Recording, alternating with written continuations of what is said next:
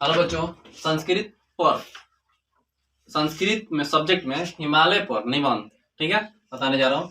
ठीक है, ये आसान से आसान वर्डों में यूज किया गया है और इससे ये फायदा है ना, आपको 3 फायदा हो सकता है। फायदा ये है कि इसमें जो लाइन दिया गया है ना, वो आप संस्कृत से हिंदी से संस्कृत में अनुवाद जब बनाइएगा ना, तो उसमें भी आ जाएगा 10th क्लास के लिए। ठीक है, ठीक है। और इससे ये भी फायदा है कि कुछ वर्ड ऐसा हुआ कि हिंदी में निबंध भी आ जाए तो इस लाइन को आप उपयोग करके लिख सकते हैं। ठीक है, 3 फायदा होगा और ये आसान से आसान वर्ड है। ठीक है, लिखा है हिमालय एक महान पर्वत अस्ति, मतलब हिमालय एक महान पर्वत है।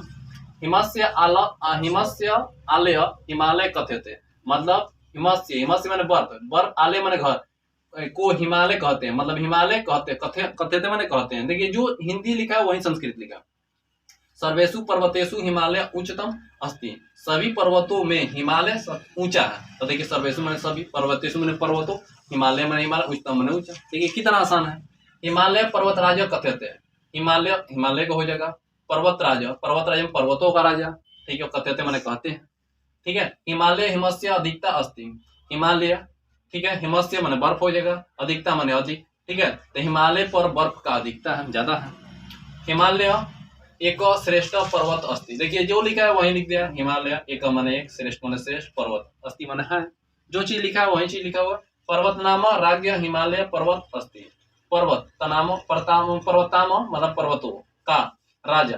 ठीक है, हिमालय पर्वत है, पर्वतों का राजा हिमालय पर्वत है। ठीक है, अगला है हिमालय एक अनेकानी नधानी नदी अस्ति।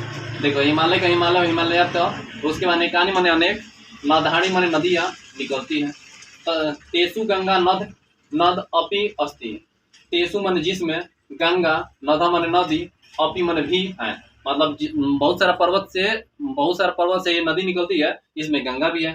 हिमालय पर्वत अनेकानी वृक्ष सन्ति, हिमालय पर्वत पर अनेक वृक्ष हैं। ठीक है, इदम पर्वत बहु एवं शोभनम अस्ति, इदम माने यह जो पर्वत है, बहु माने बहुत ही शोभनीय है। तस्य तटे अनेकानी ग्राम अस्ति, इस तस्य माने इसके किनारे, इसके तटे माने किनारे, अनेकानी माने अनेक गांव है। ठीक है, तो ये आप लोग इससे देखिए, जो हिंदी लिखा है वही संस्कृत लिखा है, ज्यादा कोई है ना। आप लोग 2-3 बार पढ़िएगा, उसको स्केच पेन से अपना बोर्ड पर लिख लीजिएगा, आपसे आपका दिमाग में क्लियर हो जाएगा। ठीक है, इससे फायदा ये हो जाता है। ये चैनल पर नए हो तो सब्सक्राइब और लाइक कर दें। ठीक है, और अपने फ्रेंड के साथ शेयर कर दें। और इतना टाइम हमारे लिए देने के लिए बहुत बहुत धन्यवाद। हेलो बच्चों, आप लोगों को 10th क्लास का, कौन क्लास का, 10th क्लास का संस्कृत का निबंध, जो काफी इंपॉर्टेंट है। एग्जाम इसको EHI मार ले, EHI माने इहे आई। ठीक है, ऐसा निबंध है, इसको बोलते हैं कि अधिकांशतः आप लोग क्वेश्चन बैंक में देख लीजिएगा, एकदम अधिकांशतः ये क्वेश्चन आया हुआ है। ठीक है, तो आप लोगों का अनुशासन पर हम निबंध बताने जा रहा हूँ। ठीक है, जो मतलब होता है कठिन में आसान लाइन चुना गया है। ठीक है, आसान लाइन चुना गया है। देखिए सुनिए, भारत अनुशासनस्य देश अस्ति। ठीक है ना, अब देखिए, अब कोई ऐसा लड़का है कि जो संस्कृत पढ़ा ही नहीं है, डायरेक्ट अब एग्जाम देने वाला, तो उसके लिए क्या है, आराम से इसको 4 बार पढ़िएगा, 4 बार मैथ समझ कर स्केच पर लिखिएगा। इससे क्या होगा, आपका दिमाग में ढुक जाएगा। बस एग्जाम तक ही पढ़ना है। ठीक है ना, आगे जो ज्ञाता बनना है तो उसको शुरू से उसको इतना करने की जरूरत ही नहीं है। ज्ञाता है, जिसको कम समय ज्यादा करने के लिए क्या करना पड़ेगा, उसको पढ़ना पड़ेगा स्केच पेन से 4 बार, बोर्ड पर स्केच पेन से बोर्ड से स्केच पर नहीं है। ठीक है, लिखना होगा। ठीक है, तो भारत अनुशासन से देश अस्ति, भारत अनुशासन देश, अनुशासन का देश है, मतलब समझ रहे, भारत के बारे में अनुशासन मतलब अनुशासन का। ठीक है ना, देश अस्ति मन है। छात्र अनुशासन बसते, छात्र में क्या होता है, अनुशासन बसते, छात्र में अनुशासन बसता है। कितना सिंपल देखिए लाइन है, ये जो लिखा है उसी चीज का है एकदम।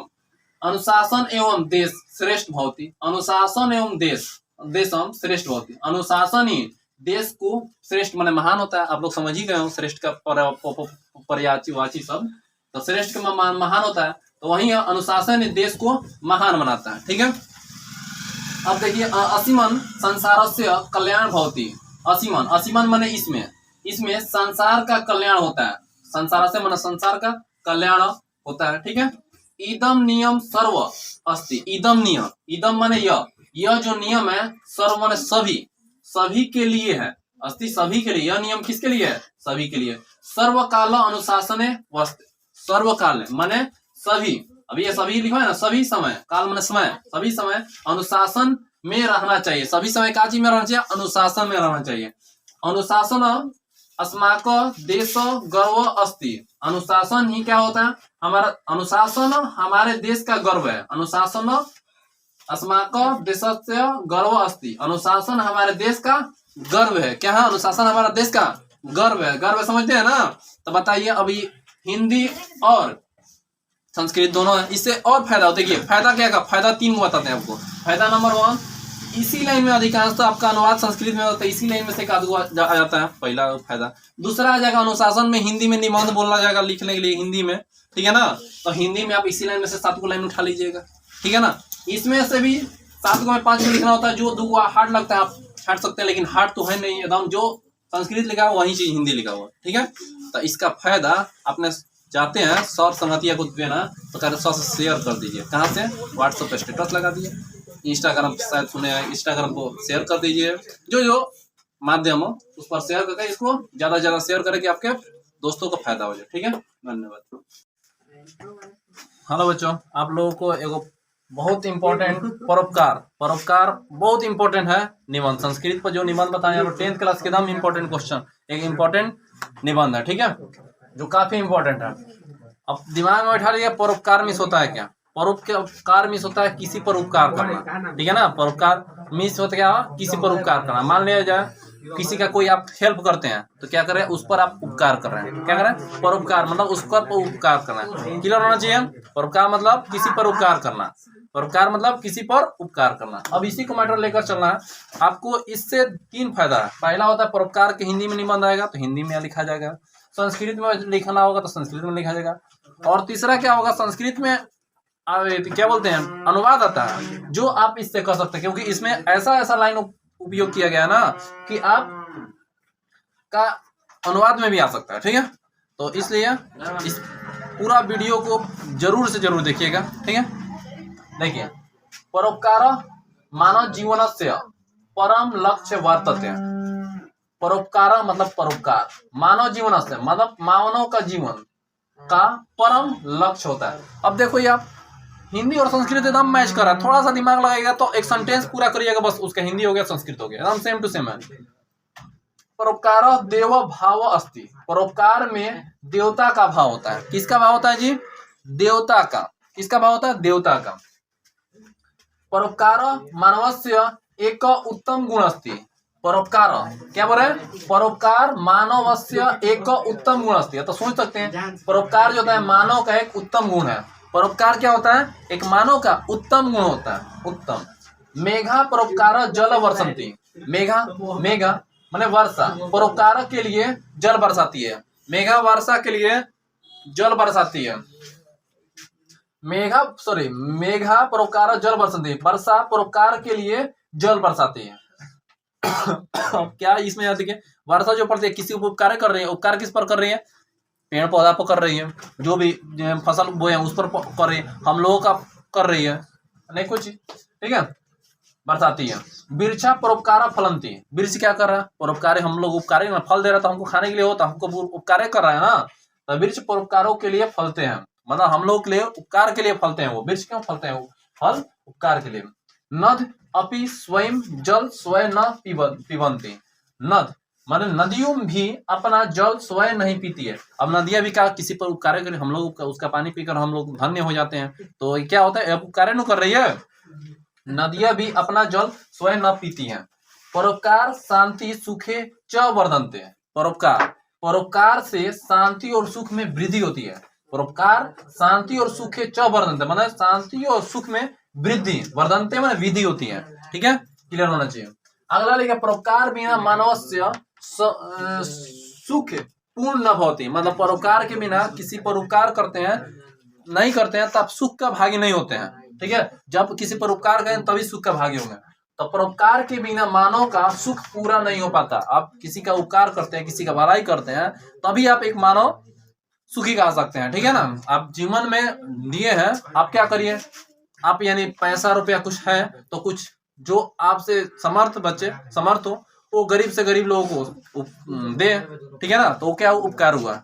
ये ऐसा आप नहीं करते, आपके पास पूरा पैसा है और वो आप ऐसा नहीं करते हैं, मतलब आपके सामने एक गरीब से गरीब आदमी मर रहा है और आपके पास पूरा धन है और उस पर उपकार नहीं करते हैं, तब आपका जिंदगी व्यर्थ है। तो ये करने के लिए, ऐसा करने के लिए बोला जा रहा है। परोपकार स्वास्थ्य त्याग आवश्यक अस्ति, मतलब परोपकार में किसी का स्वार्थ की नहीं होना चाहिए। मतलब हम किसी का गरीब का हेल्प करते हैं तो उससे हमारा इच्छा नहीं होना चाहिए कि हमको ये दे वो दे, ठीक है, ऐसा नहीं हो, स्वार्थ की भावना नहीं है। परोपकार के लिए स्वार्थ का त्यागना आवश्यक है। परोपकार में स्वार्थ होना ही नहीं चाहिए, तो त्याग। देखिए तो कितना परोपकार स्वार्थ से स्वार्थ के लिए त्यागना आवश्यक अस्ति, मतलब परोपकार स्वार्थ को त्यागना है। तो ये आप लोगों का परोपकार पर रहा, ठीक है, काफी इंपॉर्टेंट। मतलब देखिए इसमें क्या है, संस्कृत और हिंदी करीब करीब 95% मैच कर रहा है, ठीक है, 5% ही अगर अलग अलग है, लेकिन आप थोड़ा सा भी 2-3 बार 4 बार पढ़िएगा, आपके माइंड में ढुक जाएगा। और एक काम करिए, कोई भी लिखा नहीं है तो इसको क्या करिए, बोर्ड पर 2-4 बार पढ़िए, लिखिए, आपका दिमाग में ढुक जाएगा, ठीक है, क्लियर हो जाएगा, ठीक है। आप लोग इतना वीडियो देखे, इतना देर देखे, इसके लिए बहुत बहुत धन्यवाद, ठीक है, धन्यवाद। हेलो बच्चों, आप लोग गंगा नदी पर संस्कृत में निबंध, ठीक है, गंगा नदी पर संस्कृत में निबंध बताने जा रहा हूँ, जो काफी इंपॉर्टेंट है। आप लोग ना होगा तो क्वेश्चन बैंक में जाकर देख लीजिएगा, हर साल आया हुआ है, ठीक है। ये पहला नंबर, ये जो गंगा नदी है, जो लड़का पढ़ा भी नहीं होगा पहले से ना, उसको भी ये क्लियर आ जाएगा। कैसे आएगा, क्योंकि ये आसान से आसान लाइन किया गया और हिंदी से थोड़ा सा हटकर, मतलब ना मात्रा का हटकर ये लाइन संस्कृत में बताया गया है, इससे यही, ठीक है। इसलिए पूरा वीडियो जरूर देखिएगा, ठीक है। अपने फ्रेंड के साथ जो सहयोगी हो, जो साथी होंगे उनके साथ जरूर शेयर कर दीजिएगा, ठीक है।